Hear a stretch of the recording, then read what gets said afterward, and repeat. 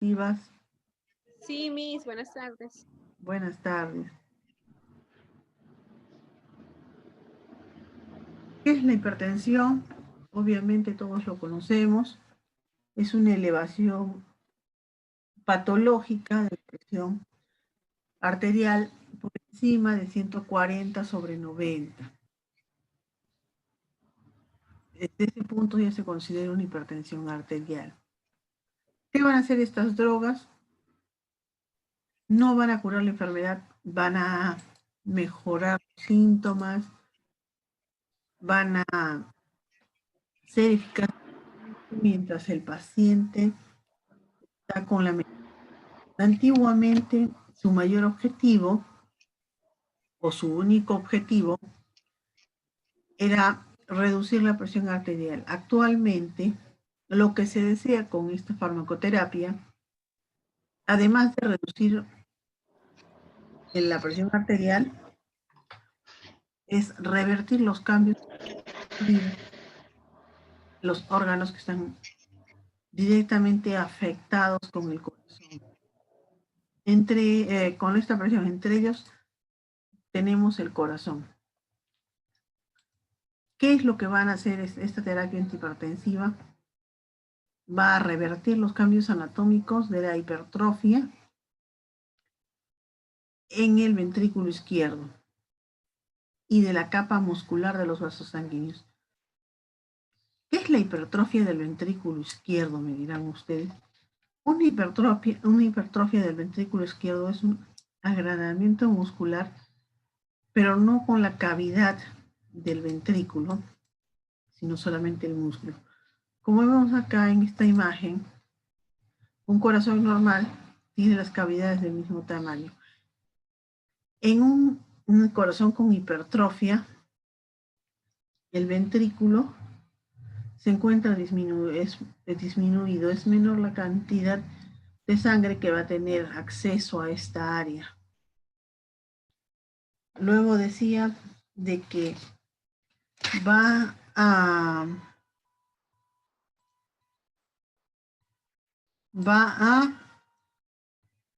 modificar los cambios que pueden suceder en la capa muscular de los vasos sanguíneos. Cuando hay hipertrofia, obviamente las arterias se van a crecer, van a engrosarse, pero no va a haber mayor apertura de la luz interior, solamente las paredes del vaso sanguíneo. Entonces, ¿qué van a hacer estas drogas? Van a tratar de que estas paredes no se engruesen o las van a adelgazar. Si es que ya sucedió, igualmente van a agrandar esta cavidad para que sean del mismo tamaño. ¿Cuáles son las principales drogas que tenemos como antihipertensivos? Tenemos 5 grandes grupos. Tenemos a los diuréticos, a los bloqueadores beta, a los bloqueadores de los canales de calcio, a los inhibidores de la enzima convertidora de angiotensina y por último a los antagonistas de los receptores de angiotensina 2.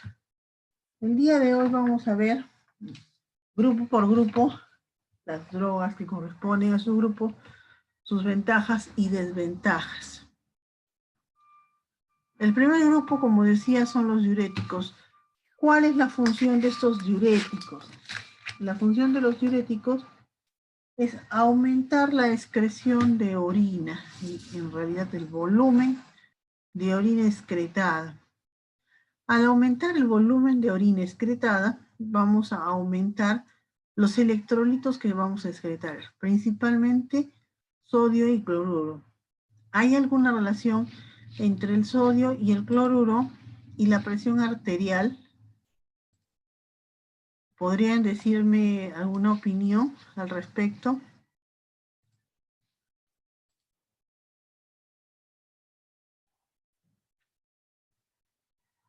Al haber una mayor cantidad de sodio,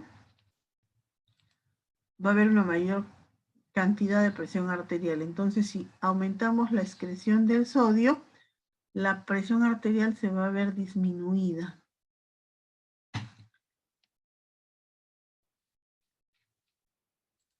¿Cómo se van a clasificar estos diuréticos? Estos diuréticos se van a clasificar en tiacidas, diuréticos de asa y antialdosterónicos. Los más utilizados y que tienen una mayor excreción vendrían a ser los diuréticos de asa, también conocidos como diuréticos de techo alto. Los diuréticos tiacídicos, ahí tenemos a la hidroclorotiazida, la clortalidona, la indopamina y la metazolona. La hidroclorotiazida, la más conocida del grupo, la más utilizada, con su nombre de marca de Diurase, aparte de 12.5 miligramos, 25 miligramos, 50 miligramos en tabletas. El efecto aparece a los 12.5 miligramos. ¿Cuál es la ubicación donde van a actuar estos diuréticos tiacídicos? Van a actuar a nivel del túbulo contorneado distal en una nefrona, como vemos en esta parte de acá.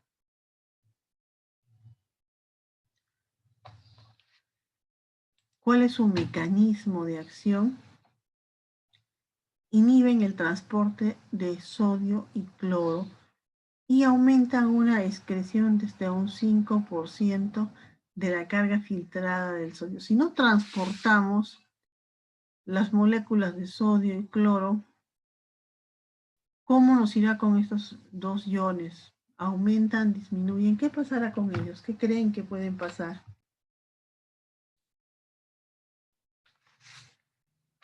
¿Alguna idea?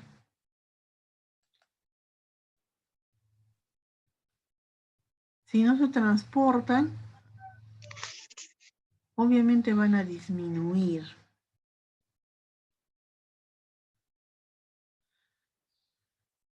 ¿Qué más van a hacer estos diuréticos tiacídicos? Van a, en la primera semana de actuación, por la acción diurética que tienen, van a reducir el volumen plasmático y la presión arterial. A partir de la segunda semana, este efecto como que se va a ver disminuido y su efecto antihipertensivo se va a deber básicamente a la vasodilatación que presenta a nivel de las arteriolas al reducirse el contenido de sodio en las células. Al disminuir el contenido de sodio, va a haber una menor respuesta vasoconstrictora a la noradrenalina. Además, va a haber una menor respuesta vasoconstrictora a la angiotensina y a la endotelina. La angiotensina y la endotelina son hormonas cuya función principal es generar vasoconstricción. Son reguladores, como quien dice, de la presión. ¿Cuáles son los efectos adversos de estos diuréticos tiacídicos? Hipopotasemia. ¿Y qué es la hipopotasemia? ¿Alguien me puede decir? Disminución de potasio. Disminución de potasio. ¿Y qué puede pasar si tenemos una disminución de potasio? Calambre. Y a nivel cardiovascular, ¿qué puede pasar? ¿Me escucha? Sí, a nivel cardiovascular, está bien los calambres, pero a nivel cardiovascular, ¿qué va a pasar? Mayor contracciones. No tanto La como... saturación, Miss, ¿su saturación va a disminuir? No. ¿Aumentar? Puede dejar de funcionar el corazón, un paro. No hay Exacto, Daniela, puede dejar de funcionar el corazón. Entonces, sus efectos adversos En algunos casos son graves, como la hiperpotasemia, porque puede llegar a dejar de funcionarnos el corazón. Además, puede generar hiperglicemia. Y si es un paciente diabético el que está tomando los diuréticos tiacídicos, ¿estará bien o estará mal que tenga hiperglicemia? Contraindicado, Miss. Totalmente contraindicado. Además, hiperuricemia. ¿Qué es la hiperuricemia? Aumento de urea, Miss. Ya, y si hay un aumento de urea, la enfermedad nos va a jalar, nos va a provocar.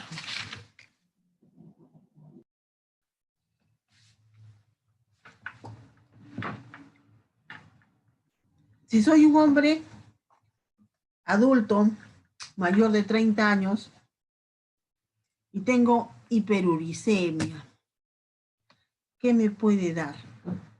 La gota. La gota, exacto. Hipercolesterolemia. ¿Benigno o no benigno? Eso lo hemos visto la semana pasada. Benigna, Miss. Benigno. O sea, si yo te elevo tu colesterol a 300, ¿estás bien? ¿Feliz y contenta? No, no es benigno, Miss. No, Miss. No, No. benigna. No es benigno. No, benigna. Si tienes colesterol y además tienes problemas de hipertensión, a un paso de un ACV, es grave. Hipomagnesemia. Y si disminuye el magnesio en sangre, ¿qué puede pasar con nosotros?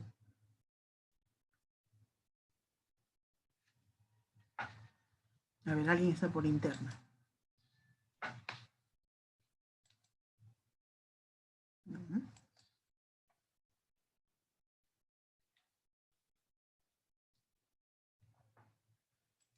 ¿Qué pasa si disminuye el magnesio? ¿Qué creen que puede pasar?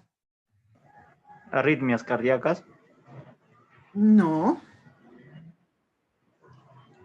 Calambres, pero no es tan importante los calambres. Debilidad muscular, Miss. Debilidad muscular, eso es importante. Y además hay otra cosa que sería más importante que la debilidad muscular. Aumento de la renina. ¿Y qué pasa si yo aumento la renina? ¿Qué es la renina?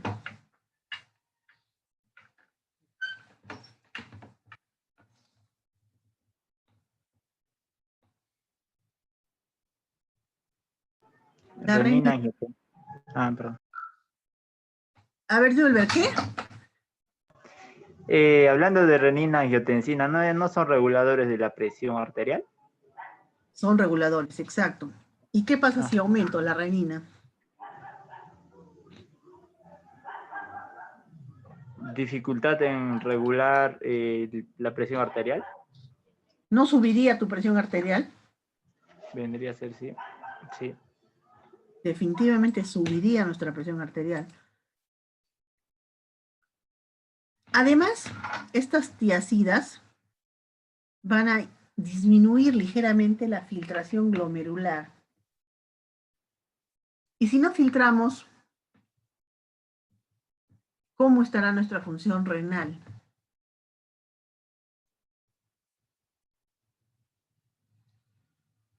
¿Estará bien? ¿Estará mal?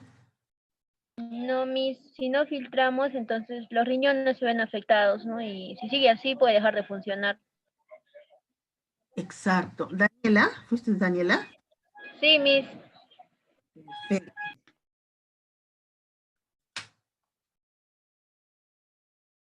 Además pueden aumentar el nivel de calcio en sangre.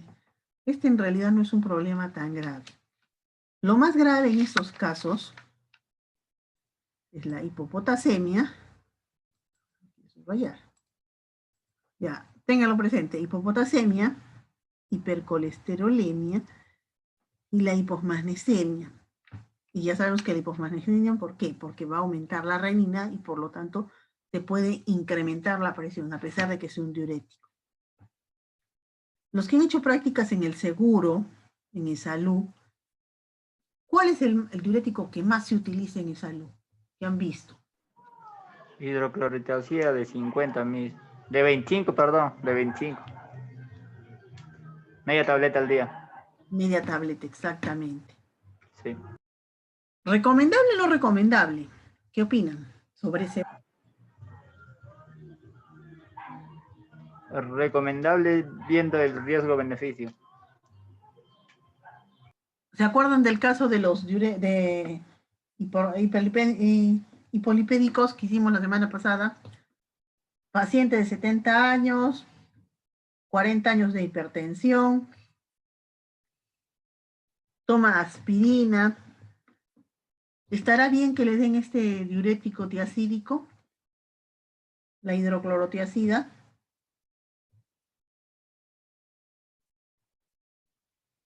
¿O estará mal? ¿Qué creen? Está mal, mis. Está mal. Tenemos hipercolesterolemia, es grave. Ya tiene 30 años de hipertensión. Aumentamos el riesgo del ACV en este caso. Es muy grave, muy peligroso. A pesar de que es uno de los diuréticos más usados en el seguro, es lo que normalmente se recomienda. Hay que tener mucho cuidado con esto. Luego tenemos a los diuréticos de ASA, también conocidos como diuréticos de techo alto. Son los diuréticos que más eliminan. A mi criterio, los mejores diuréticos, sin considerar a los ahorradores de potasio.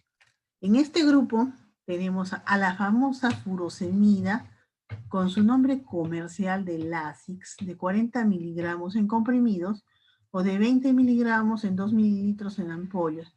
Además tenemos al ácido etacrínico de 25 y 100 miligramos en tabletas y la toracemida con el nombre de marca de sultrileno de 5 miligramos en tabletas y la bumetanida de 1 miligramos en tabletas. El más usado, el más conocido en este grupo obviamente es la furosemida. ¿Dónde actúa y cómo va a actuar? Estos diuréticos de ASA actúan específicamente en la rama ascendente del asa de Henle. ¿Y dónde está el asa de Henle? En esta parte de acá. ¿Y qué van a hacer acá? Van a inhibir el transporte de sodio, potasio y cloro. Todos esos electrolitos no los van a transportar, no los van a llevar. Por lo tanto, esos 3 electrolitos se van a ver disminuidos en sangre. Además de que no los transportan, van a aumentar la excreción de sodio y cloro en un 25%, 20% más que las tiacidas. Por eso se les conoce como diuréticos de techo alto, porque van a filtrar una gran cantidad, muchísimo más que el grupo anterior. Sus efectos adversos: hiponatremia, disminución del sodio, vértigo, alteración de la audición, exantemas cutáneos. Los exantemas cutáneos son un tipo de reacción alérgica como un sarpullido, por eso he puesto esta imagen acá, es como un sarpullido. Disminuyen la filtración glomerular. ¿Eso será importante o no será importante? ¿Qué piensan?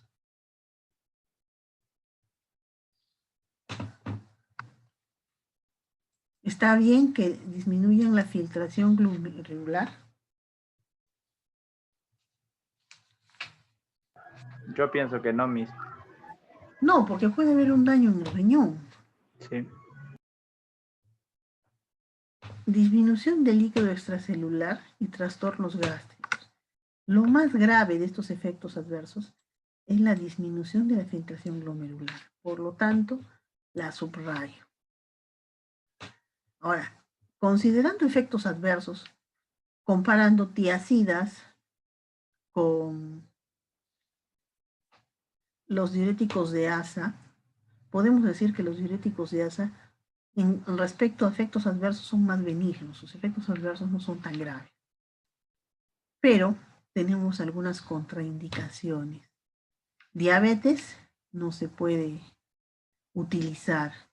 Gota, ni hablar, porque como disminuyen su filtración glomerular, no van a excretar la cantidad necesaria de ácido úrico.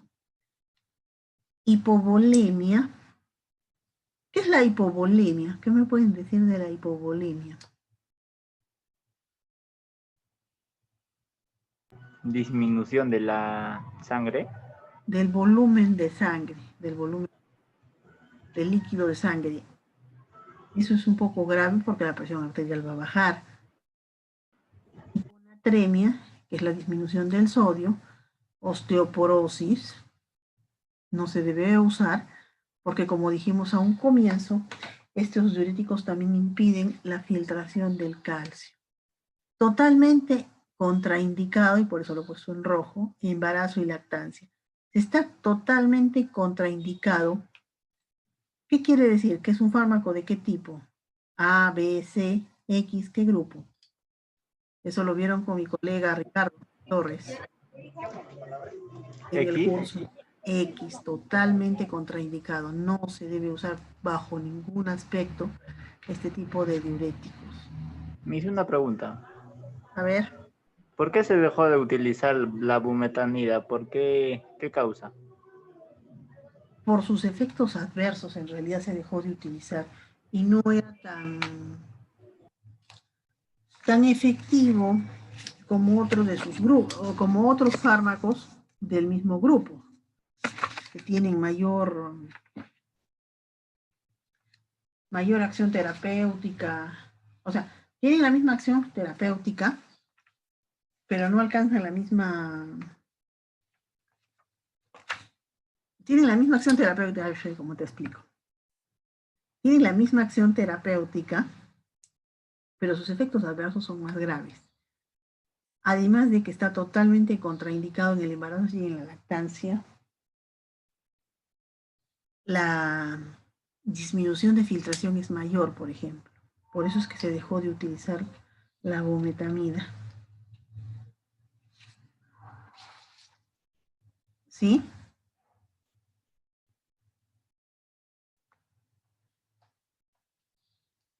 Seguimos. Luego tenemos los diuréticos ahorradores de potasio. Estos diuréticos ahorradores de potasio, si bien es cierto, no van a eliminar la misma proporción que los tiacídicos o los diuréticos de asa, tienen una ventaja. La ventaja es que, como su nombre dice, no van a eliminar el potasio. Vamos a evitar los problemas cardiovasculares de alguna manera. Esos diuréticos ahorradores de potasio se van a subdividir en dos grandes grupos. Los que inhiben los canales de sodio a nivel del epitelio renal, ahí tenemos la amlodipina y el trientereno, y los antagonistas de los receptores de mineralocorticoides. ¿Cuáles son los mineralocorticoides? ¿Me pueden decir?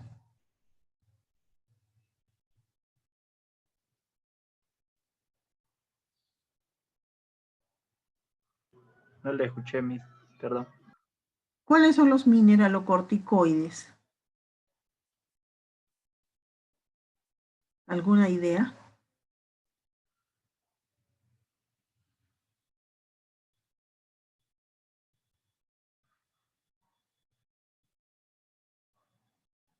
La aldosterona, Miss. La aldosterona, La aldosterona, el cortisol, la prednisolona, son hormonas específicamente que se generan en las suprarrenales. La que nos interesa básicamente el día de hoy es la aldosterona. Y si van a antagonizar al receptor de mineralocorticoides, específicamente de la aldosterona, ¿qué hace la aldosterona?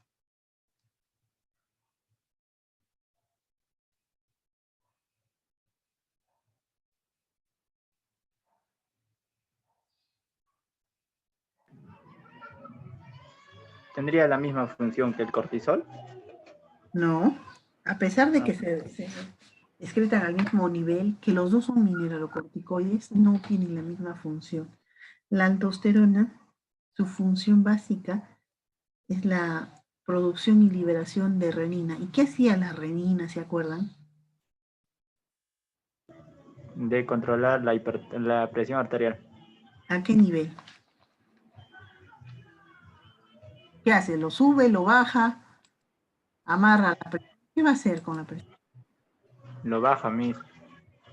¿Seguro? ¿La aldosterona la baja?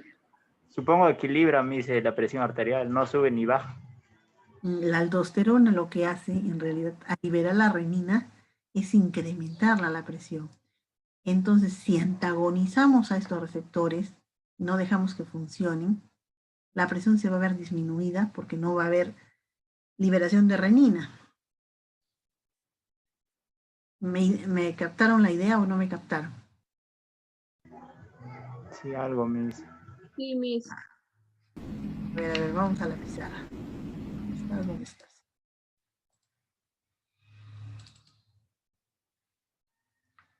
Vamos a ver si me sale.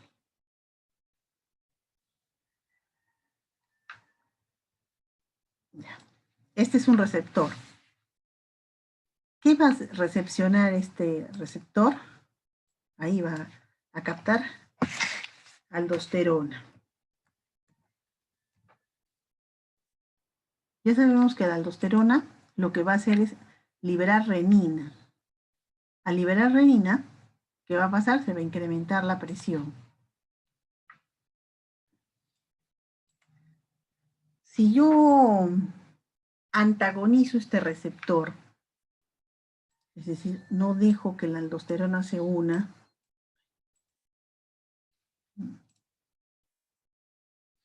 vamos a cambiar el color. No dejo que la aldosterona se una ahí.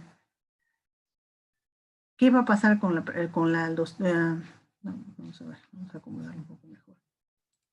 La aldosterona nos va a formar renina y por lo tanto aumenta presión arterial. Si yo no dejo que esta aldosterona se una a su receptor, ¿qué va a pasar con esta renina y el aumento de la presión? ¿Se va a formar la renina o no se va a formar? ¿Qué creen?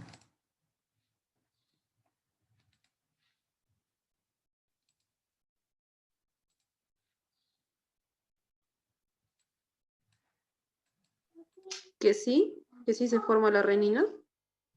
¿Se formará? ¿No se formará? No se forma. No va a poder entrar acá la aldosterona y por lo tanto no va a poder hacer su acción. Ah, ya. No está entrando a su receptor. ¿Podrá hacer su acción? No podrá hacer su acción. No, no podrá ser su acción, Miss.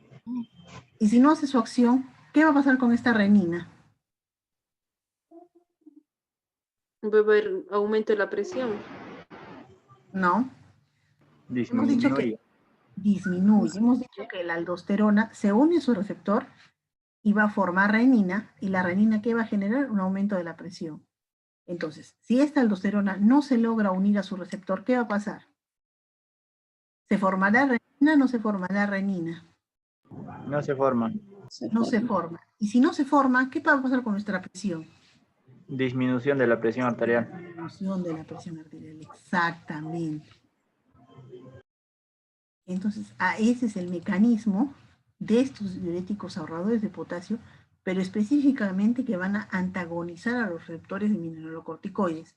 En este grupo tenemos a la espironolactona, también conocido como espirone, y a la eplerona. De ambos grupos, el más utilizado es la espironolactona. Ahora vamos a ver los mecanismos de acción. Ya lo han entendido más o menos. ¿Cómo van a actuar? Van a bloquear los canales de sodio de la membrana luminal de las células ubicadas en la porción final de los túbulos contorneados. A este nivel, ¿cuáles van a actuar? los que van a funcionar como inhibidores de canales del sodio. O sea, el triantereno y la amilorida funcionan a este nivel. Al lograr este bloqueo de canales, esta inhibición, se va a reducir el voltaje transepitelial negativo, lo que va a lograr una disminución en la excreción de potasio, de iones hidrógeno, de iones calcio y de iones magnesio. Las células epiteliales de los túbulos distales y de los conductos colectores, receptores para la aldosterona. Además, el otro grupo de fármacos, donde estaba la espironolactona, van a inhibir de modo competitivo a la unión de la aldosterona a dichos receptores y por lo tanto va a pasar lo que hemos dicho, no se libera renina y no va a generar la presión alta. Por consecuencia de esos dos mecanismos, no se reabsorbe sodio ni se excreta potasio. En esta figura que sigue, van a entender mejor lo del mecanismo de los inhibidores de los canales de sodio. Para que entre un sodio a la célula, ¿cómo es? Es un cotransporte. Sale sodio y entra potasio. Entonces, ¿nosotros qué vamos a hacer? Vamos a impedir que estos canales funcionen. No vamos a dejar que el potasio ingrese y por lo tanto el sodio no va a salir. Y esto se va a deber básicamente... Sí.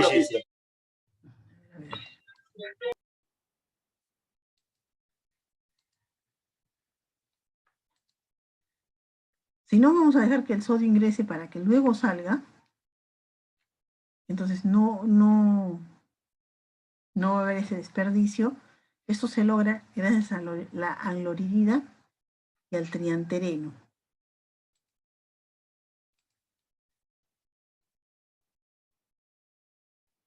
¿Cuáles son sus reacciones adversas de estos fármacos? Hiperpotasemia, debido a que no vamos a excretar potasio, hiponatremia, acidosis metabólica, debilidad muscular. Esta debilidad muscular se debe a esta hiperpotasemia, impotencia, cefalea, fotosensibilidad y anafilaxia.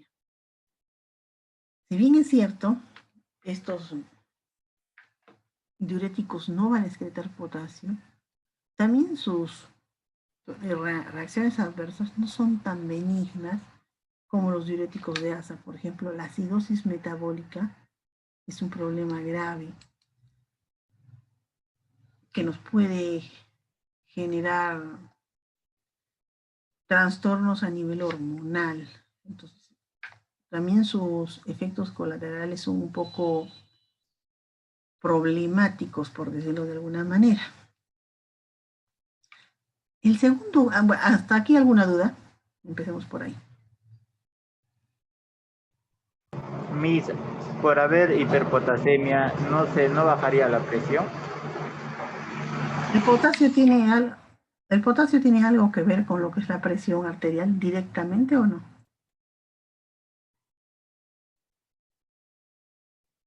Sí, Miss. ¿Seguro? ¿Cuáles son los electrolitos que se ven afectados directamente o los que incrementan la presión arterial? Sodio, Potasio. cloro. Sodio y cloro. El potasio no tanto. El potasio es más que todo afecta al nivel cardiovascular, pero no interfiere con la presión arterial. Puede generar arritmias, puede generar problemas cardíacos, pero no altera la presión arterial. Acá el riesgo de esta hiperpotasemia puede ser un daño cardiovascular. Ese sería el problema.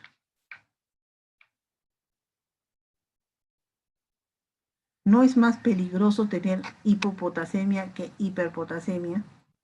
Hemos dicho que con una hipopotasemia nos podemos morir, porque podemos hacer que el corazón se pare. Con una hiperpotasemia lo máximo que podemos lograr es un daño cardiovascular, pero un daño cardiovascular mortal. ¿Alguna otra duda?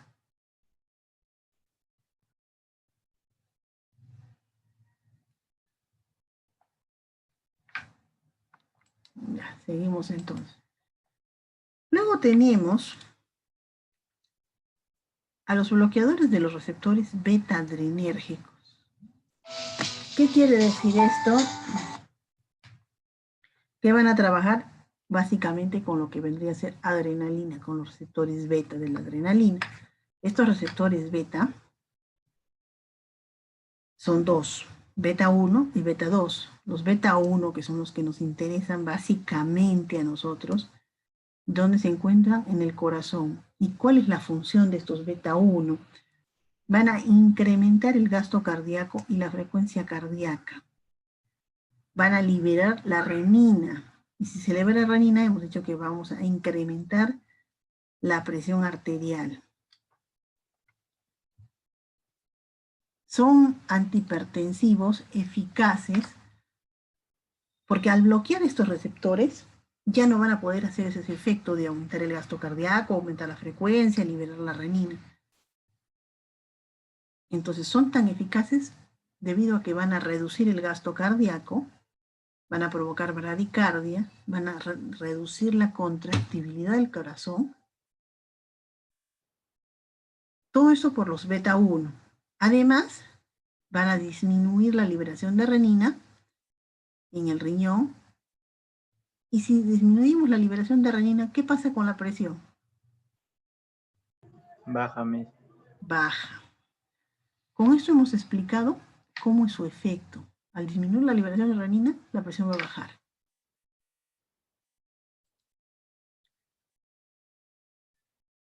¿Qué efectos vamos a tener de los bloqueadores beta? Efectos adversos o efectos benéficos. A nivel del sistema nervioso central, inhibición de los centros vasomotores, o sea, van a fastidiar un poco en lo que es el movimiento. En el corazón, como hemos dicho, disminución de la frecuencia cardíaca y del volumen minuto. Al riñón, inhibición de la liberación de renina. En los varios receptores o receptores de presión, aumentan la sensibilidad de estos receptores. Son más sensibles cuando sienten que la presión está elevada para controlar.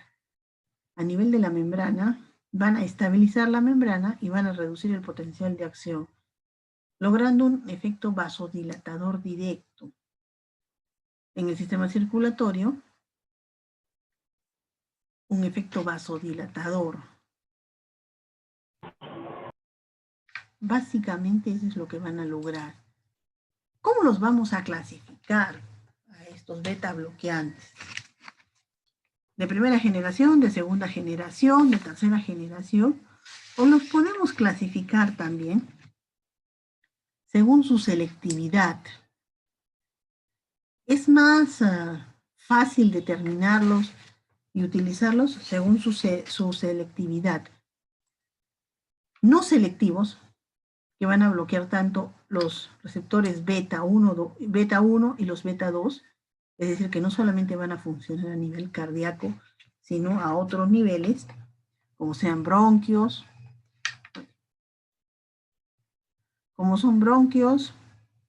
músculo liso, sistema urinario, gastrointestinal, útero, glándulas, entre otros. Estos no selectivos van a actuar a esos dos niveles.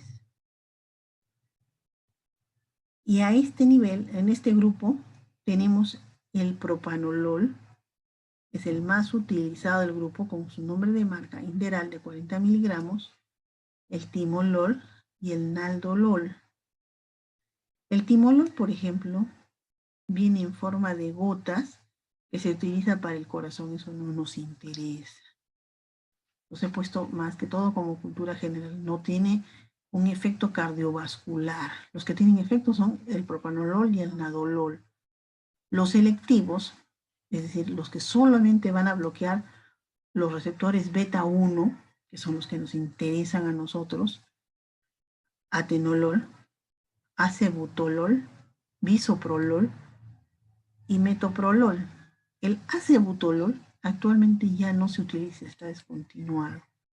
El atenolol es el más conocido del grupo, de 100 miligramos en tabletas. Y luego tenemos los que van a bloquear beta 1, beta 2 y alfa 1.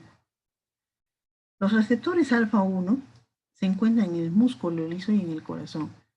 O sea, como quien dice, los que nos interesan a nosotros son los beta 1 y los alfa 1. Acá tenemos con efecto cardiovascular, solamente por estos dos, por el beta 1 y el alfa 1, el carvedilol con su nombre comercial de Betacar. Luego tenemos los que bloquean los receptores beta 1 y liberan óxido nítrico. Tenemos betaxol, celiprolol y nebivolol. El que se utiliza de este grupo es el nebivolol. ¿Cómo van a actuar estos fármacos beta bloqueantes?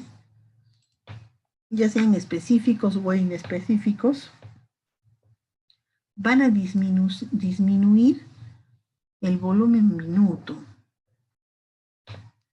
Van a lograr una reducción de la actividad adrenérgica proveniente del sistema nervioso central. ¿Debido a qué? Al bloqueo de los receptores. Van a generar una inhibición de la liberación de renina. Y si no libero renina, ¿qué pasa con la presión? Baja. Baja. Lo mismo pasa si disminuyo el volumen minuto, el gasto de sangre por minuto. Disminución de la resistencia periférica a nivel de las arterias, de las venas, entonces estos se pueden dilatar más fácilmente. Disminución de la liberación de noradrenalina. ¿Y cuál era la función de la noradrenalina, se acuerdan?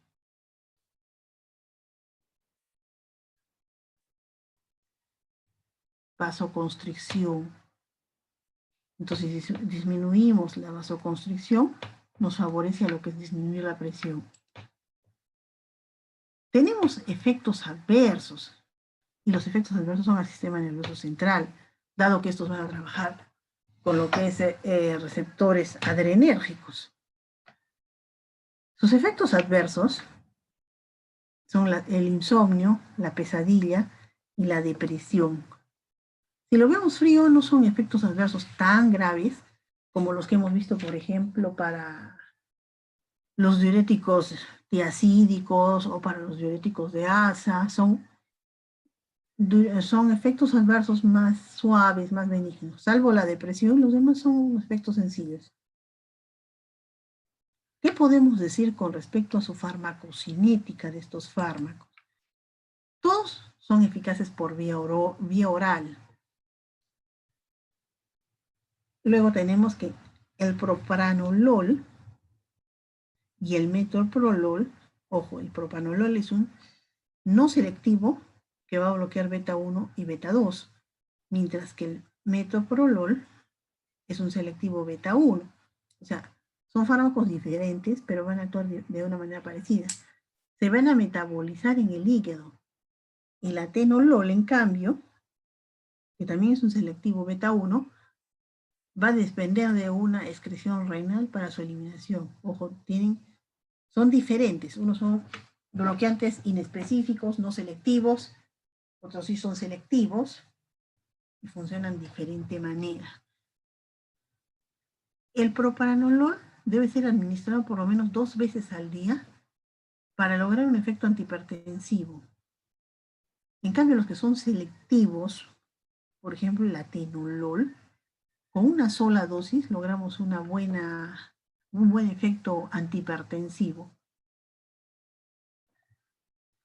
¿Y esto por qué lo vamos a lograr? Porque su excreción es renal, es más lenta. Efectos adversos, porque como no todo es perfecto en esta vida, hay efectos adversos. van a ocultar los síntomas de hipoglucemia. ¿Y cuáles son los síntomas de hipoglucemia cuando la glucosa baja? Y nos da alerta, porque por hipoglucemia puede haber situaciones graves. Cansancio. Cansancio, hambre, latido irregular, fatiga, temblor. Todo eso lo va a ocultar, no se van a demostrar los efectos de hipoglucemia. ¿Será conveniente en un diabético el uso de estos beta bloqueadores o no? ¿O será peligroso para un diabético? ¿Qué opina?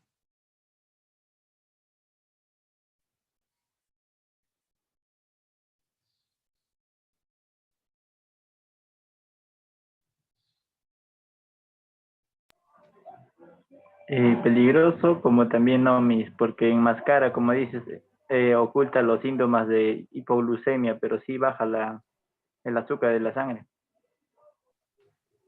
No tanto de que va a bajar los niveles de azúcar en la sangre. El peligro es que no vamos a saber si está hipoglucémico. Y si no está no sabemos si está hipoglucémico, ¿qué le puede pasar al paciente si su nivel de glucosa baja, por ejemplo, a 40? A ver, vamos a ir a la pizarra de nuevo.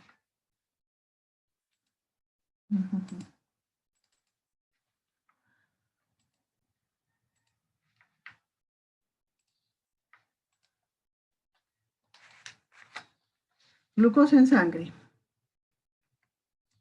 de 80 a 120 miligramos por decilitro. Ideal que no pase de 120 en un hipertenso, en un diabético. Ahora, si yo tengo una glucosa de 40 miligramos, ya sabemos que va a aparecer irritabilidad, ansiedad, sudor, hambre, un latido irregular, fatiga y temblor. Todos los síntomas de una hipoglucemia. Soy diabético, ojo, ¿ah? No me he dado cuenta y mi glucosa sigue a 40 y estoy haciendo ejercicio. ¿Qué puede pasar si esto va a seguir bajando?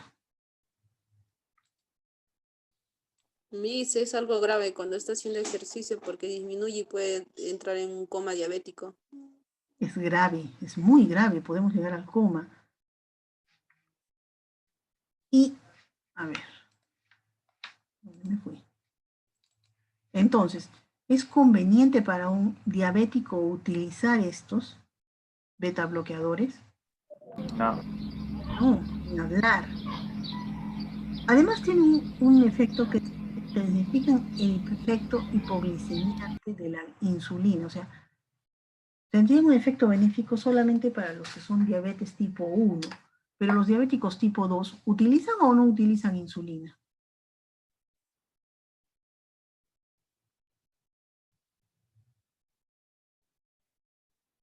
¿Cómo es el tratamiento para la diabetes tipo 2? Enfermedades y tratamiento, chicos. Para diabetes tipo 2, Sí, diabetes tipo 2. bueno, utilizan lo que es la metformina. Ya. Ellos toman medicamentos, el Bencamil, metformina. Es un tratamiento combinado, Miss. Puede ser combinado, sí. Pero ¿utilizan o no utilizan la insulina? No. Entonces, En algunos casos, depende. Pueden utilizarlo mismo cuando sus niveles de glucosa están demasiado altos. pero es Ahí raro. puede, Es así raro. raro, pero Sí, es raro. Es que en la etapa o en la fase 3, cuando ya, digamos, ninguno de los tratamientos está ayudando a bajar, digamos, ¿no? Sí, es bien raro que se utilice un grupo en un tipo 2 que utilicen la insulina. Entonces, no es conveniente el uso de insulina, de beta bloqueantes en diabéticos. Además, ¿qué va a hacer? Van a retardar la recuperación de los niveles de glucemia. Y si estamos en el caso de que mi paciente tenía 40 miligramos por decilitro, que estaba recontra baja su glucosa, nos convendrá este efecto, que retardan la recuperación de los niveles de glicemia. Será conveniente de que esté baja y se quede baja ese azúcar. No. No, es peligrosísimo. Luego, hay una disminución del colesterol HDL. ¿El HDL es el bueno o es el malo? ¿Dónde está El bueno. Es el bueno. Es el bueno. O sea, este efecto ya se llevó el premio, es malo, recontra malo. No nos conviene que disminuya este HDL, porque este colesterol HDL es un colesterol protector, protege de que haya accidentes cerebrovasculares, por ejemplo. Además, va a generar un aumento de los triglicéridos. ¿Eso es bueno o malo? Malo, Miss. Malo, ni hablar, no nos conviene. Va a generar broncoconstricción, elevación del potasio, disminución a la tolerancia del ejercicio e hipotensión arterial, es decir, que puede bajar demasiado rápido la presión. Entonces, estos fármacos no son tan utilizados, por decirlo de alguna manera, por todos estos efectos adversos que presentan. ¿Alguna duda hasta acá?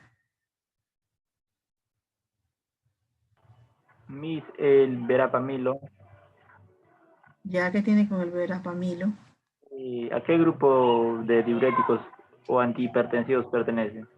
a los No vi bloqueantes, en el a momento. los bloqueantes de los canales de calcio, pero a un grupo específico que son los no dihidropiridínicos, auritita. Miss, ¿y en qué casos prácticamente se utilizaría un atenolol, un propanolol?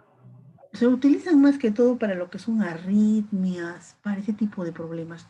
No se les utiliza tanto como antihipertensivos, porque la hipertensión es un problema grave, que es concomitante para favorecer la aparición, por ejemplo, de accidentes cerebrovasculares. Y en los accidentes cerebrovasculares nos conviene que el HDL esté bajo, no nos conviene, No nos conviene. ni hablar, porque lo favorece. Nos conviene que los triglicéridos aumenten, Tampoco. No, tampoco, Miss. tampoco. Ahora, hipertensión y diabetes, ¿cómo van? Un paciente que tiene diabetes, ¿puede ser hipertenso? ¿Cómo es la frecuencia en eso?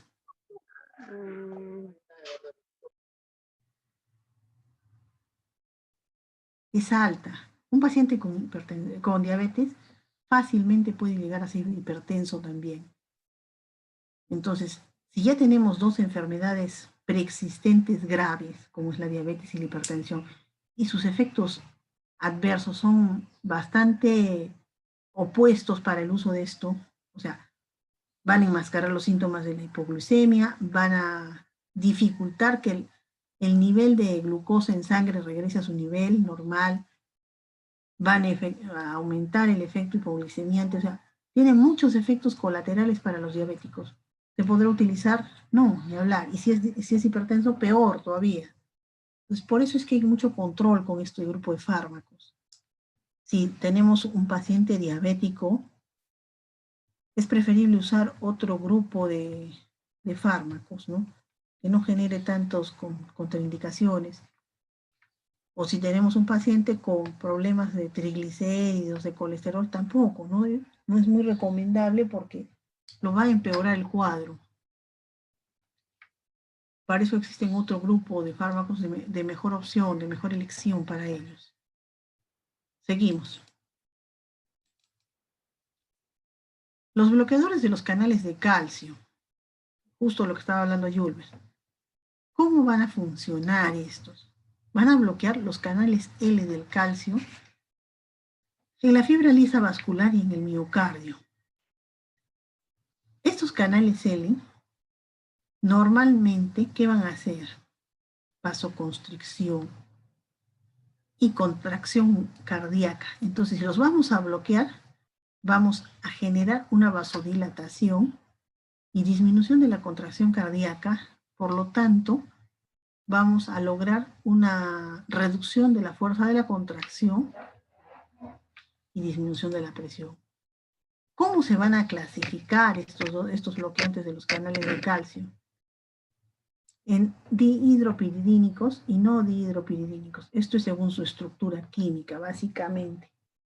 Los dihidropiridínicos son los más utilizados. ¿Por qué? Porque son más estables. Mientras los no dihidropiridínicos no son tan estables. En los dihidropiridínicos tenemos al famoso nifedipino, con el cual yo no estoy muy de acuerdo con su uso. ¿Por qué?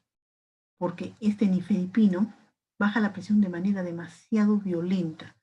En 10 minutos, en 5 minutos te lo puede bajar 2 puntos. Es decir, por ejemplo, de 180 te puede bajar a 160. ¿Y será recomendable una caída así de brusca de la presión arterial o no? No, Miss, no es recomendable.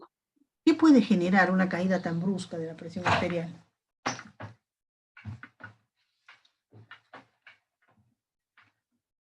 Descompensación, Miss. ¿No será arritmias? Sí, Miss, una arritmia. Ahora, en este mismo grupo tenemos al amlodipino, al nimodipino y al felodipino. El más utilizado de este grupo es el amlodipino. Este amlodipino, si bien es cierto, funciona bien a lo que es nivel hipertensión, tiene algunos problemas para pacientes que tienen antecedentes de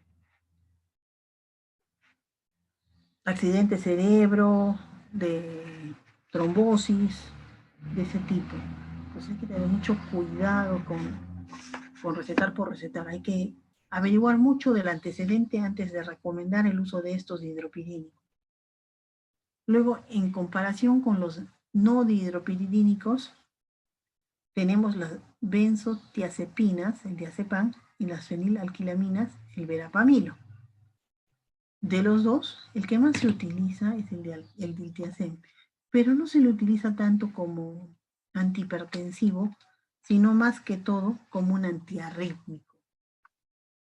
¿Cómo van a actuar? Ya hemos dicho que van a bloquear a los canales L y con eso van a lograr una dilatación y una disminución de la contracción y la frecuencia cardíaca.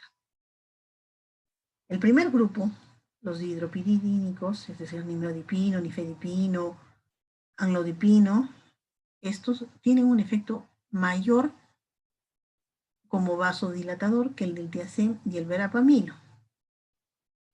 El verapamilo y el diltiazem tienen un efecto cronotrópico. ¿Qué es cronotrópico? Van a tener que ver con la frecuencia cardíaca negativa, o sea, va a disminuir la frecuencia cardíaca y tiene un efecto inotrópico que tiene que ver con la contracción del corazón negativo, va a disminuir la frecuencia y la contracción del corazón. Además, estos bloqueantes de los canales de calcio, ¿qué van a hacer? Van a producir vasodilatación, como hemos dicho, van a tener un efecto antihipertensivo similar a las beta bloqueantes y similar a las tiazidas, pero como no todo es perfecto, el nifedipino produce una caída brusca de la presión arterial en la que sigue, en la hora que sigue a la administración, lo que eventualmente puede ser peligroso. Ese efecto antihipertensivo es de corta duración, no más de 8 horas. Es con lo que les decía, ¿no? Que puede bajar 2 puntos de hipertensión, lo cual es grave, y su duración no es prolongada. O sea, va a bajar los 2 puntos y luego de las 8 horas vuelve a subir esos 2 puntos que se ganaron. Por eso es que no es muy, a mi parecer, no es de los más recomendables como antihipertensivos, y menos aún como emergencia, porque su efecto no es lineal, se va el efecto rápido. Y sería más grave o estaría bien esa caída y esa subida de nuevo de la presión. Estamos hablando de, a ver, vamos a borrar. Tenemos un paciente que tiene 180 milímetros de mercurio. Ay, ¿qué pasó? A ver. 180 milímetros de mercurio.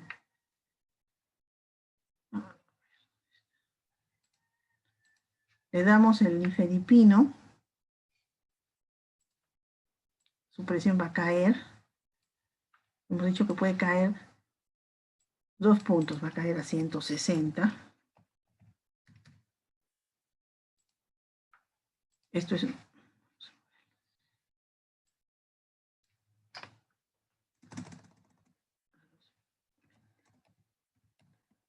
los 20 minutos.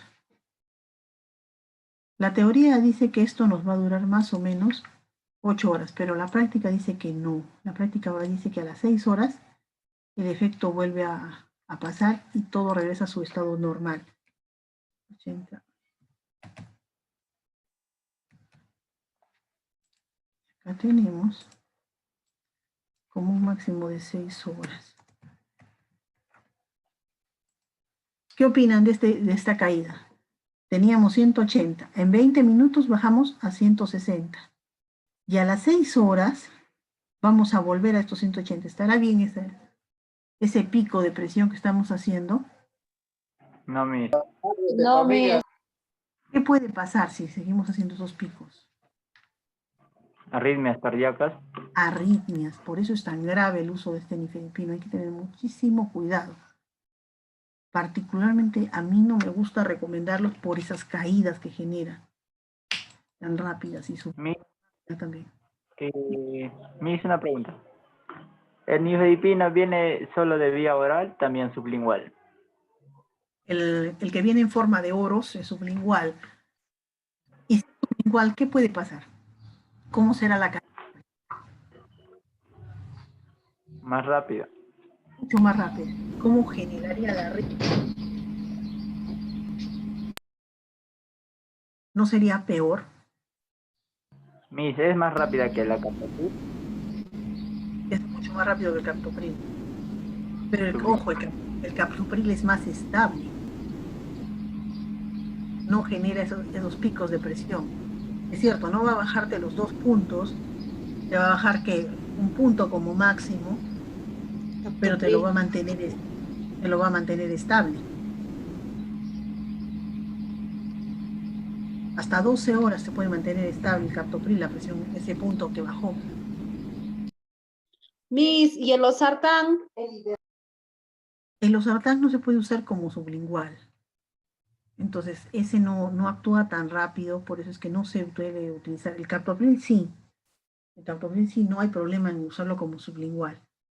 Pero el losartán no se debe usar como sublingual. ¿Y el enalapril, Miss? Tampoco. El único del grupo de las IECA que se puede usar como sublingual es el captopril. Seguimos. Las dihidropironas de segunda generación reducen la presión en forma más gradual y su efecto es más de 24 horas. Las que son de segunda generación, ahí tenemos a nifedipino, nimodipino y el nada más, porque el felodipino es de tercera. El verapamilo posee actividad antiarrítmica cardíaca, como el diltiazem tiene actividad antianginosa. O sea, verapamilo, antiarrítmico. Diltiazem, antianginoso. No se les utiliza estos dos como para la presión arterial. Su duración de efectos es variable. Verapamilo, diltiazem y nifedipino, efectos máximos 8 horas. Aglodipino, felodipino, 24 horas. Nifedipino tiene una liberación prolongada, que es lo que lo estabiliza un poco, y no hace que la caída sea tan violenta, es el sistema OROS, que se presenta para usarlo una vez al día. Efectos adversos. Edema periférico. Sobre todo este edema periférico se da con los de segunda generación, con el aglodipino y el nimodipino. Es decir, retención de líquidos en los miembros inferiores, piernas. Cefalea, rubor facial, la cara se va a poner roja, náuseas, constipación o estreñimiento, mareos, bradicardia, que es la disminución del latido, ¿no?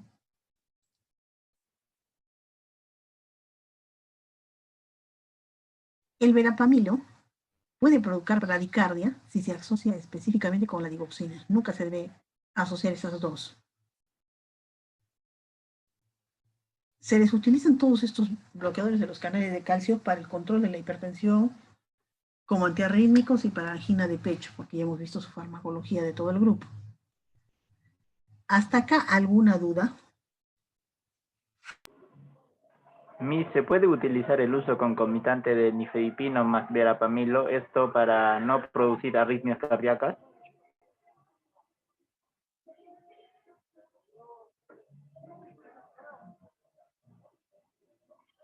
Miss,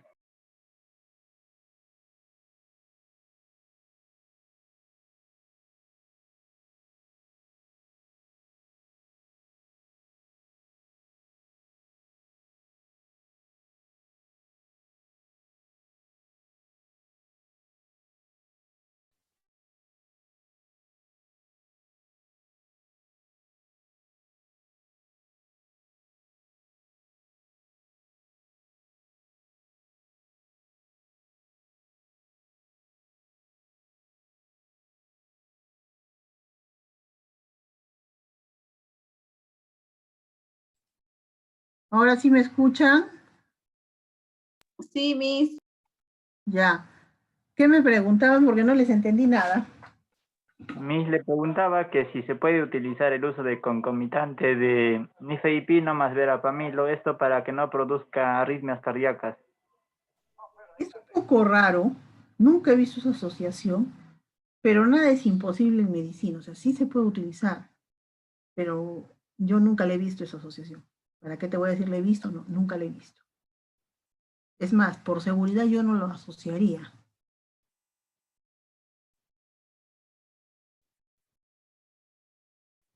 ¿Alguna otra consulta, duda? Miss, ¿dosis verapamilo es una vez al día? El verapamilo, sí.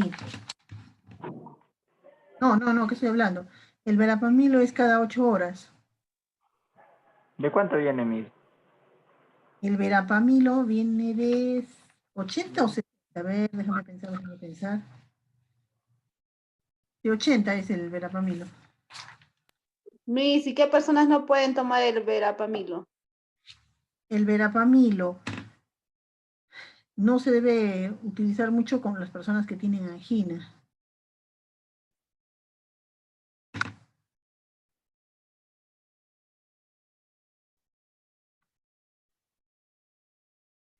¿Alguna otra consulta? ¿O sigo? Ya, sigo.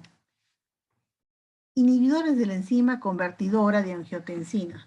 Acá tenemos al captopril, enalapril, lisinopril, quinalapril, ramipril, todos los priles en este grupo, ya los conocemos.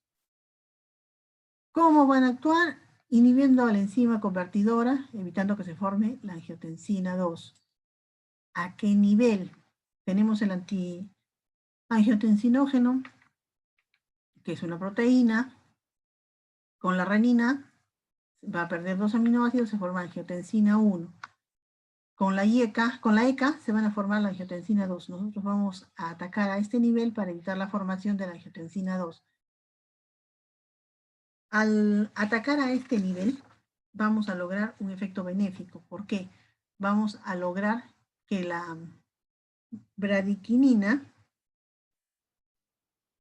se destruya y vamos a tener un efecto, además de antihipertensivo, vasodilatadora. Pero esta bradiquinina, como no es perfecto, se va a volver prostaglandinas y las prostaglandinas también generan tos. Con esto se explica la tos de los fármacos IECA. ¿Cómo actúan estos fármacos? ¿Cuál es su mecanismo? Obviamente, la inhibición de la IECA, la reducción de la formación de la angiotensina 2, se evita el efecto proliferativo de la angiotensina 2 sobre los vasos sanguíneos, es decir, no se van a engrosar las paredes de las arterias y venas, igual el ventrículo izquierdo no va a crecer, no va a disminuir su capacidad sanguínea. Vamos a evitar la generación de aldosterona Por lo tanto, la presión no va a subir al haber la retención del sodio. Además, tienen un efecto nefroprotector al evitar o reducir la proteinuria a través del riñón. Esto específicamente es importante para los diabéticos, pero también sirve para los no diabéticos. No es solamente para los diabéticos. Funciona a todo nivel, para todos los pacientes. Es nefroprotector para evitar la pérdida de proteínas. Su efecto es de moderada intensidad, semejante a otros antihipertensivos, pero estos antihipertensivos no solamente van a bajar la presión, sino que tienen efectos nefroprotectores y van a impedir la remodelación ventricular posinfarto. Es decir, una de las primeras figuras que vimos, esta figura, van a impedir que se haga esto, que se empequeñezca el ventrículo.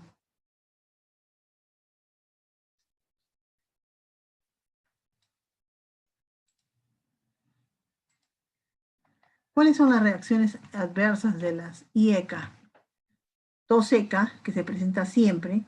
Esto, como les digo, debido a la formación de prostaglandinas por la bradiquinina, erupciones cutáneas, angioedema, que consiste en una inflamación en el contorno de los ojos, los labios, los párpados, genitales, manos y pies. En algunos casos este angioedema, debido a la inflamación que hay en las vías aéreas, puede provocar problemas respiratorios, alteraciones del gusto, neutropenia, hipercalemia. Hay que tener cuidado en lo que es la función renal. Si se deteriora la función renal, no se puede usar con mucha facilidad. Hay que tener cuidado con la hipotensión. Si es que hay hipotensión, no se debe usar porque va a bajar demasiado la presión. A pacientes tratados con diuréticos ahorradores de potasio más los IECA, definitivamente van a ser hipercalemia. Eso hay que tenerlo presente. Si se están usando IECAs, no se pueden asociar a, por ejemplo, espironolactona, esclerona. Es un fármaco de clasificación X, por lo tanto no se debe usar en el embarazo, porque va a provocar malformaciones y muerte fetal. No se debe usar en la lactancia. En estenosis biliar de la arteria renal, es decir, cuando la luz de la arteria renal está disminuida, no se debe usar. En hipercalemia, ¿por qué? Porque va a aumentar los niveles de calcio, de potasio, como hemos dicho. ¿Alguna duda? O seguimos con el siguiente grupo. Chicos.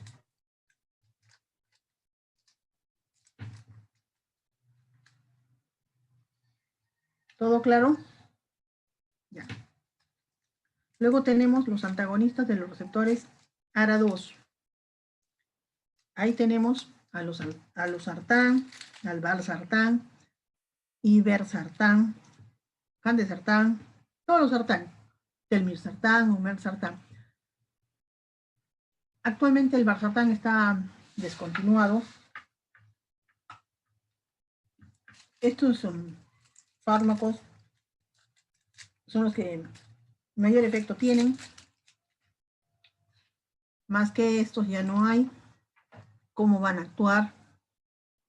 Van a impedir, van a antagonizar a los receptores ARA2, es decir, a los receptores de renina-angiotensina 2, logrando así una vasoconstricción,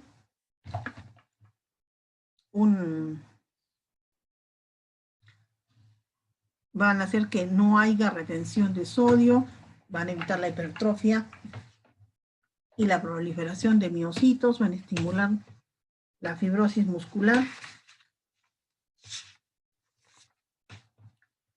Tiene un efecto antiproliferativo,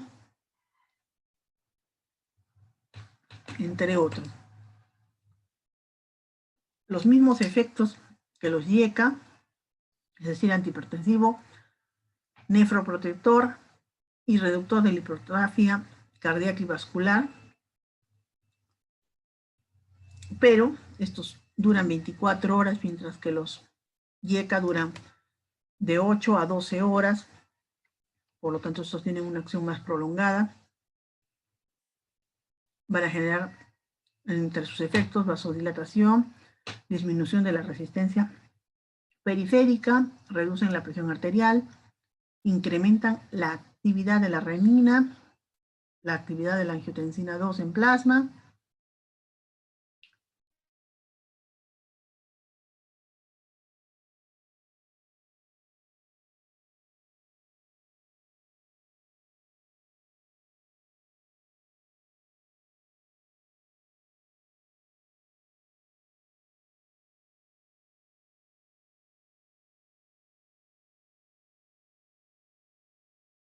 el que es el más utilizado, se va a metabolizar rápidamente a un fármaco activo que tiene una duración de 24 horas y se va a eliminar por orina. El resto de los ARAs, todos se eliminan por riñón. Su duración del efecto es 24 horas. A diferencia de los YECA, estos no van a producir tos. También producen hipercalemia y pueden agravar la función renal. Obviamente se les recomienda como antihipertensivos, nefroprotectores, especialmente en diabetes, y van a reducir la remodelación ventricular.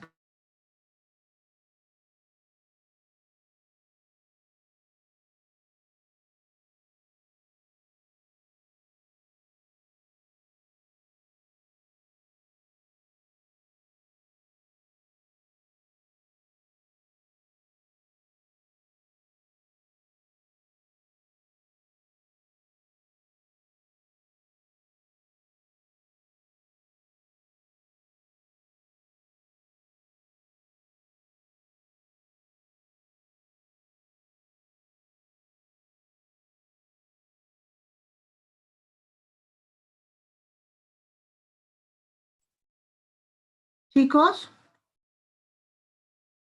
Recién le escucho. No se le escuchaba nada, Miss. ¿de dónde no me han escuchado? Me acabo de dar cuenta que los he perdido.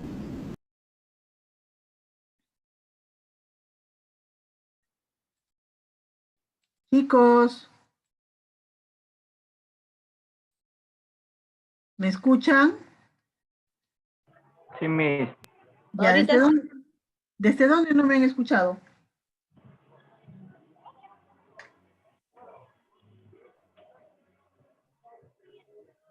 ¿Bien escuchado esto? ¿Esta imagen la han visto? No. Sí. ¿Esta? Sí, ya vimos, Miss. Desde ahí. ¿Esta la han visto? ¿La han visto esta, chicos? No, Ya. yo no vi. ¿Qué van a hacer estos inhibidores ARA? Vasodilatación arterial, disminuyen la resistencia de las arterias a nivel periférico, reducen la presión arterial, van a incrementar la actividad de la renina plasmática y la actividad de la angiotensina plasmática. Van a mejorar hemodinámicamente la actividad cardíaca, reducen la proteinuria a nivel renal y reducen el remodelamiento ventricular, eso de que el ventrículo se achicaba, que les mostré en la primera imagen, y arterial. Todos son eficaces por vía oral, todos se van a filtrar y se van a excretar por el riñón. El losartán va a metabolizarse a un metabolito activo y duradero, logrando un efecto de 24 horas. El efecto de todos es por lo menos 24 horas. Algo importante en comparación con los YECA es que estos no van a producir tos. Pueden producir hipercalemia, ojo, si se va a asociar con un diurético, no asociarlos con los salvadores de potasio, porque estos producen hipercalemia. ¿Pueden agravar la función renal? Sí, pueden agravar la función renal. Se les indica como antihipertensivos, pero además tienen una función nefroprotectora para proteger el riñón, especialmente en pacientes con diabetes, y van a evitar la remodelación ventricular postinfarto. No se debe usar en pacientes embarazados, porque son de categorización X, ni en pacientes que tienen hipercalemia, porque se va a ver empeorada esa hipercalemia. Eso sería todo con respecto a los ARA2. ¿Alguna duda, consulta o algo sobre esto? O pasamos al siguiente tema. ¿Qué asociaciones hay de...? No te escuché, a ver, ¿qué? Le preguntaba... Hablan de ¿qué los sartán. Uno de los dos, primero uno, después el otro, pero no los dos a la vez porque no les entiendo. Ya, puedo yo, Miss. Ya, a ver, dale. Escuché hablar de los sartán, Miss, no lo escuché bien. ¿Qué dijo? Los de este grupo, todos los ARA, se van a metabolizar en el riñón. Se absorben muy bien por vía oral y se metabolizan. El losartán, una vez que está metabolizado, va a tener un metabolito activo. Esto explica su efecto de 24 horas, porque el metabolito que genera al metabolizarse es activo, o sea, sigue siendo activo, sigue funcionando el metabolito. Y con eso logramos el efecto de 24 horas. En general, todos los del grupo ARA son de una duración de 24 horas para usarlo una vez al día.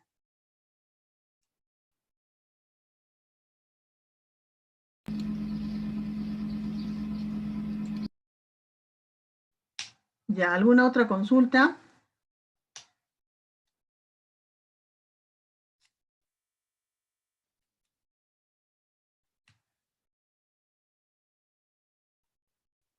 Todo claro. Me hizo una consulta. A ver. Mi pregunta es, ¿qué haces? ¿Qué? No te escucho, Julber.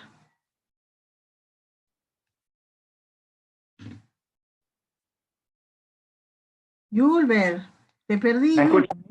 No te escuché nada.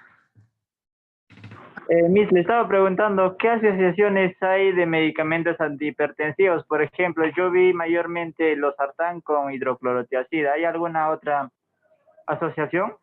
Ah, ya, ¿con qué se asocia estos ARA? ¿A eso? Antihipertensivos en general, Miss. Ah, ya, ¿con qué puedo juntar los antihipertensivos? Sí. ¿Ves? Mira, los diuréticos generalmente, por no decir el 90% de las veces, se juntan o con IECA o con ARA. Eso es el 90% de las ocasiones. Los beta bloqueadores, ahí hay que tener mucho cuidado con las asociaciones. Igualmente con los canales de calcio, esos generalmente se utilizan solos, pero eso es en hipertensión de primera, cuando recién aparece, el primer tipo. Cuando ya la hipertensión está en grado 2, se utilizan más las asociaciones, en las que viene el antihipertensivo, generalmente el IECA, el ARA, con el diurético. Si se va a usar solo, a los beta bloqueantes o los bloqueadores de los canales de calcio.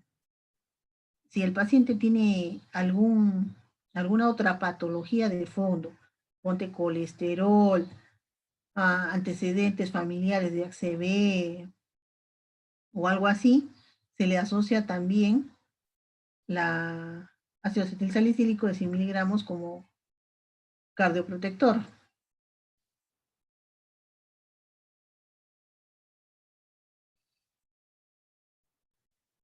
¿Alguna otra consulta?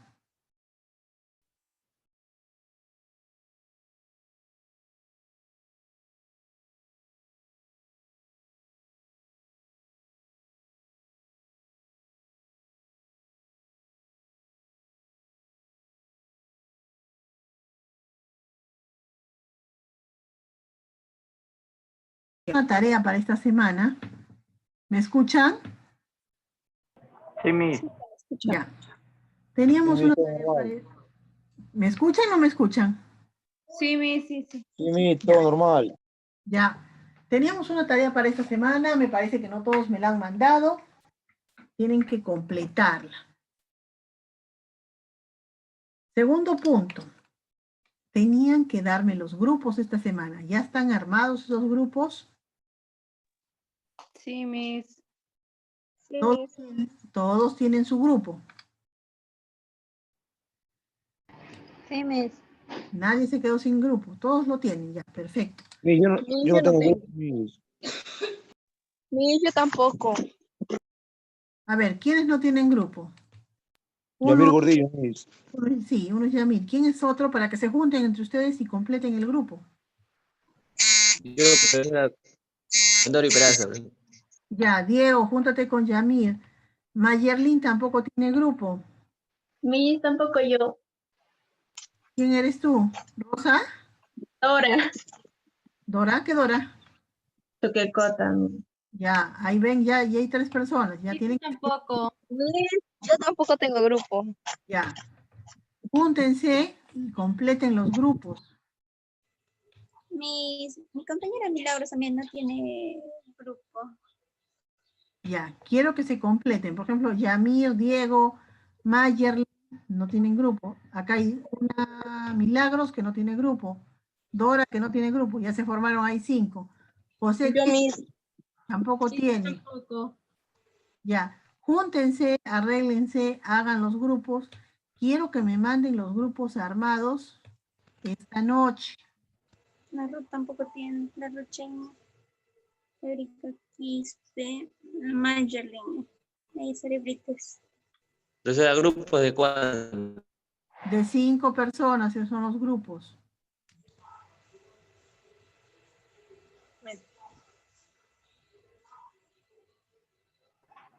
Yamis, ¿nos puede estar diciendo qué temas son para el examen oral? ¿Cómo va a ser el examen de la próxima semana? ¿Cuáles son los temas? Sí, por favor. ¿Cuáles son los temas? Tenemos ahí analgésicos antiinflamatorios, opiáceos, AINES, COX. Tenemos hipolipemiantes y tenemos antihipertensivos. 3 temas que hemos avanzado para esta fase. ¿Cómo lo vamos a hacer? Por ejemplo, a ver, ¿dónde está mi pizarra?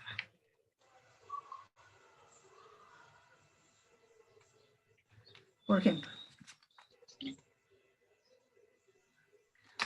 paciente de 50 años, por ejemplo, se me ocurre, con presión arterial de 180 milímetros de mercurio, vamos a poner menos años.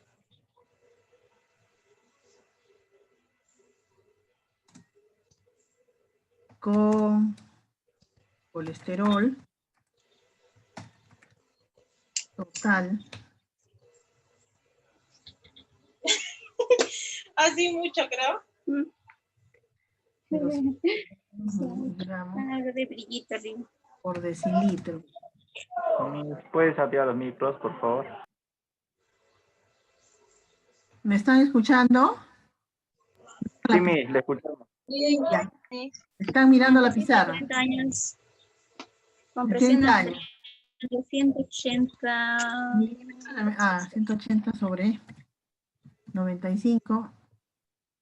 95. Con colesterol total de 220 miligramos por dl. Por decilitro. ¿Qué médico, verdad? Ya. Y Es un caso clínico, eso va a ser el examen. HB. Con presión arterial de 180 sobre con colesterol total. Miss, por favor, que apaguen su micro, mis compañeras. No nos dejan Sí, entender. cierren el micro, cierren el micro. Vamos a hacer este primero, para que entiendan lo que quiero que hagan.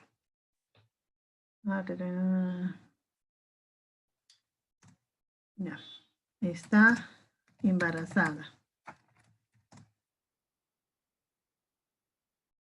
¿Qué es lo que tienen que buscar? A, diagnóstico. B, tratamiento y justificación. ¿Cómo está esta presión arterial? Elevada, Miss. Elevada. Entonces, ¿qué podemos decir? Que es una hipertensión ¿de qué tipo? Una eclampsia, si no me equivoco. Preeclampsia, Miss. Sí. Preeclampsia. Ya, vamos a arreglar un poco acá mejor. Tiene la hipertensión 5 años atrás. Ya, entonces es una hipertensión que ya la trae desde antes. ¿Qué tipo de hipertensión sería por este nivel de presión? ¿De segundo grado? De segundo grado. ¿Qué más tenemos? ¿Qué otra enfermedad? ¿Cómo está este colesterol?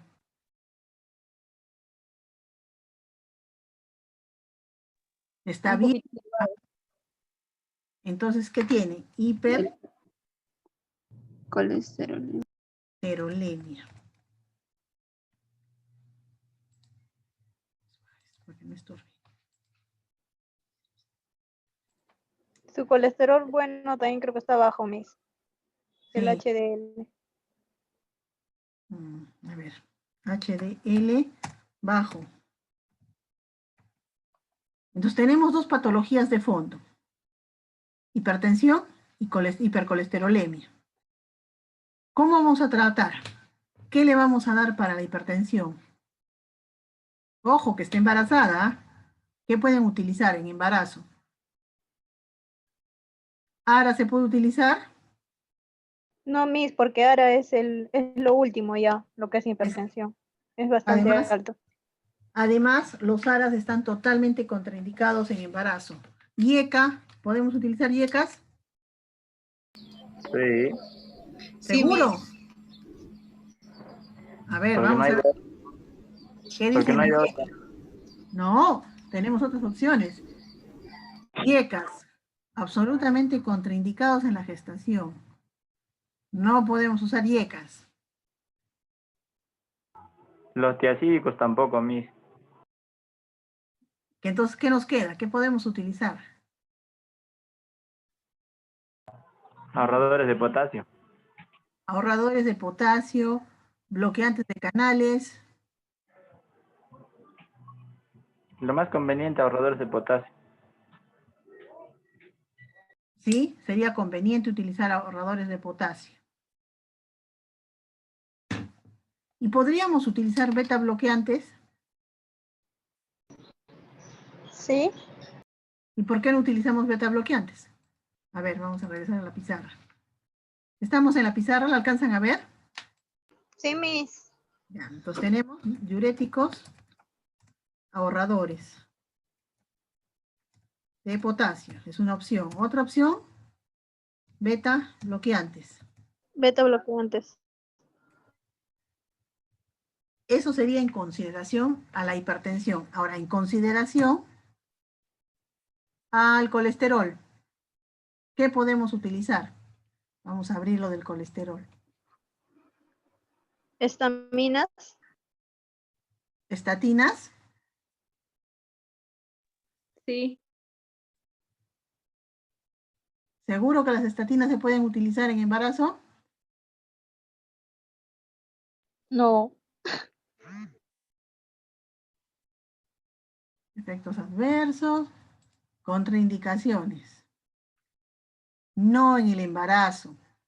Entonces, no podemos utilizar sí está contraindicado en embarazos, Miss.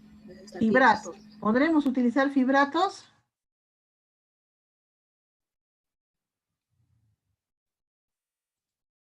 No. No, Poco. tampoco. Resinas.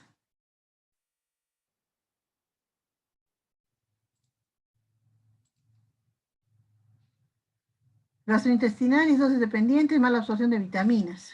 Liposolubles. Interacciones con drogas liposolubles. Se podría usar resinas. No dice nada del embarazo. Podemos utilizar resinas. Ezetimiba. Vamos a ver qué dice la ezetimiba. Efectos adversos durante la lactancia. Podría usarse ezetimiba, porque no dice nada del embarazo. Ácido nicotínico. Efectos adversos. ¿Se puede usar durante el embarazo? No dice nada de que no se debe usar en el embarazo. Entonces tenemos... Voy a regresar.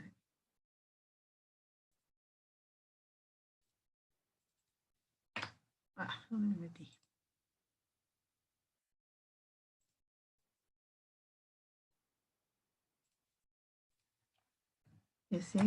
Timivas, resinas y ácido nicotínico.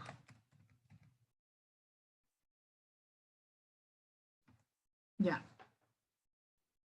Tenemos una presión de 180 sobre 95. Los diuréticos nos bajarán esta presión. Ojo, estamos embarazados, ¿ah? Esta presión va a afectar al feto, es bastante alta. Entonces, ¿qué nos conviene utilizar más? Diuréticos beta bloqueantes. Diuréticos, Miss. Con esta presión.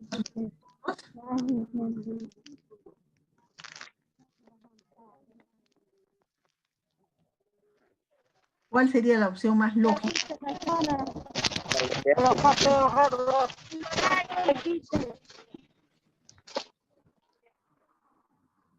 Con esta presión, los más lógicos serían los beta bloqueantes, porque miren cómo está esta presión.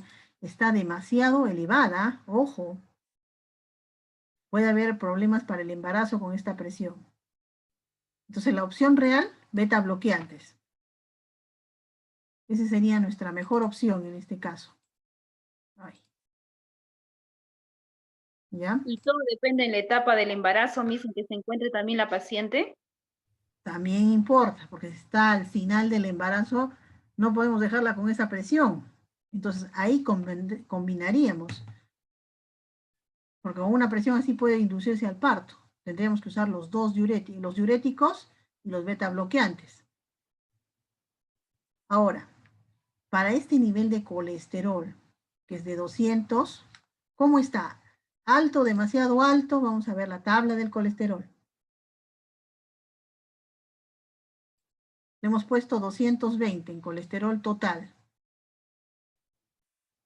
sobre el nivel óptimo, pero no está muy grave. Entonces, ¿cuál le vamos a utilizar? Si podría ser con dieta, podría llevar una dieta balanceada, entonces para reducir y de repente no haya la necesidad de utilizar ningún fármaco para bajar el colesterol, porque como ve es tan alto. ¿Podría funcionar una dieta? Sí, podría funcionar. Y si le doy ácido nicotínico, ¿qué pasaría? ¿Qué creen que puede pasar? Es uno de las vitaminas del complejo B. ¿Le hará mal a ella? No. No, es una vitamina. Es vitamina nada más. Claro, no le va a pasar nada. Entonces, con todo esto, ¿qué es la opción más adecuada para darle a nuestro paciente? Ya hemos dicho que tiene una hipertensión de segundo grado, tiene hipercolesterolemia y su HDL está bajo. ¿Qué le vamos a dar entonces a nuestro paciente?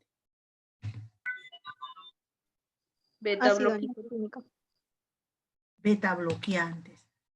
Y le vamos a dar ácido nicotínico.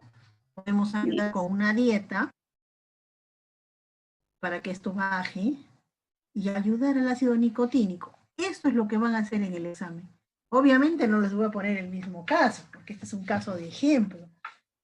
Puede venirles de, qué sé yo, analgesia, se me puede ocurrir complicarles colesterol con dolor, porque tienen interacciones del dolor. Eso va a ser el examen. Miss, en el examen, ¿usted mismo va a dejar ese caso o nos va a mandar ya para nosotros resolver el caso clínico y recién enviarle trabajo? A ver, los que trabajan en farmacia, viene un paciente y les dice, voy a regresar mañana, tengo dolor de muela hoy día, voy a regresar mañana para que me des qué puedo tomar. ¿Cómo es? ¿Es así o te dice, tengo dolor de muela, dame tratamiento? Dame tratamiento. Tratamiento, Miss. Ustedes no pueden poner. tienen que saber qué pueden utilizar. Entonces, no les voy a mandar el caso con anticipación. El día de la evaluación, es decir, la próxima semana, cuando ya estén los grupos armados, por eso quiero los grupos ya, para ponerles un número a cada grupo, vamos a hacer un sorteo de casos. Yo voy a tener los casos armados, los voy a hacer en Word. Les voy a poner caso 1, me duele el pelo, pero soy hipertensa. ¿Qué puedo tomar, por ejemplo? Sorteamos el caso 1 para el grupo 5, el caso 2 para el grupo 2. Y así. Van a tener para desarrollar. Miren cuánto nos hemos demorado, no ha sido mucho. 20 minutos para desarrollar el caso. Para llegar al diagnóstico y al tratamiento. Y que me justifiquen por qué. Después de esos 20 minutos, vamos a exponer caso por caso, no solo a mí, sino a sus compañeros, por qué estamos escogiendo este y no otro tratamiento. Ojo, a los que les toque los primeros casos van a ser más fáciles, porque van a tener menos tiempo. ¿Cómo sé que, por ejemplo, el caso 10, mientras está comentándome el caso 1, los del caso 10 no siguen trabajando? Por eso, al que le toque el caso 10, provecho con el caso más difícil. Al que le toque el caso 1, le va a tocar el caso más fácil, pero son los que primero se van a ver conmigo. Disculpe, una pregunta. ¿Qué nos recomienda, Miss? Yamir primero, ¿qué dices, Yamir? O sea, que el examen va a ser grupal. Grupal. Todos tienen que justificar, los 5 que van a pertenecer al grupo, van a encender su cámara cuando les toque sustentarme el por qué. Y a mí, o sea, que ya no va a haber examen escrito ya como hubo la anterior, o sea, la anterior vez. No, en esta fase no vamos a tener examen, vamos a tener estos casos prácticos, lo que van a ver ustedes en la vida diaria, con lo que se van a enfrentar día a día. Vaya, Miss. Ya, ¿quién más me quería decir algo? Miss, no los haga tan difícil. Mire que se viene la Navidad. Por eso, su regalo de Navidad, en el verano. Para que nos vean. No debe haber examen, Miss. Así que ya saben, estudien para que tengan una idea de dónde pueden buscar la información. Son 20 minutos, no es 1 hora lo que tienen para desarrollar el caso. Este caso lo hemos desarrollado rápido porque yo sé dónde buscar lo que podemos y no podemos usar. Ustedes es otra historia. Por eso los estoy haciendo grupal. 5 cabezas piensan mejor que una. Ahora, 5 cabezas que han estudiado van a pensar mejor que una que no estudió. ¿Todos de acuerdo? Quiero los grupos esta noche, a más tardar armados. Miss, al WhatsApp de farmacia, ¿verdad? Sí, al WhatsApp de farmacia 4º y 6º.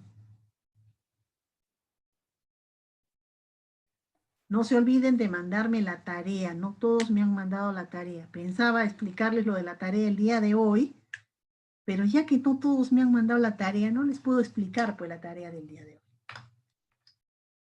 Quedará para la siguiente clase. Con eso dicho, nos vemos la próxima clase para ver a cuántos grupos mando a hacer verano conmigo. La clase del día de hoy la voy a colgar en la plataforma porque ya está operativa la plataforma. Pueden descargarla en la noche. Con eso dicho, nos vemos el próximo lunes para el examen, para la evaluación. ¿Sí? Y la plataforma no está funcionando, yo no puedo ingresar y varios de mis compañeros tampoco, estamos que no ingresamos. Ya, entonces les voy a mandar lo que hemos hecho hoy día, la clase de hoy, vía WhatsApp, para que no haya excusas de que no pudieron entrar ni nada, para que todos tengan la clase del día de hoy. Gracias, Miss. Listo. Nos vemos el próximo lunes, chicos. Miss, una pregunta. A ver. Es que yo no expuse la semana pasada porque usted dijo que esta semana recién íbamos a exponer los que nos faltaban. No sé cómo va a ser ahora. La próxima semana. Porque no, ya mira la hora que es, ya son 4:45. Ya, Miss. Listo, nos vemos la próxima semana. Bye, Miss, Miss, ¿me escucha? Sí. La tarea de la semana pasada, ¿hasta qué hora tenemos para presentar hoy? Hasta las 11 de la noche. Ya, gracias. Listo, chao chicos. Chao, Miss, cuídese. Ustedes Cuídese. también estudien, no quiero No, jalarlos. sí,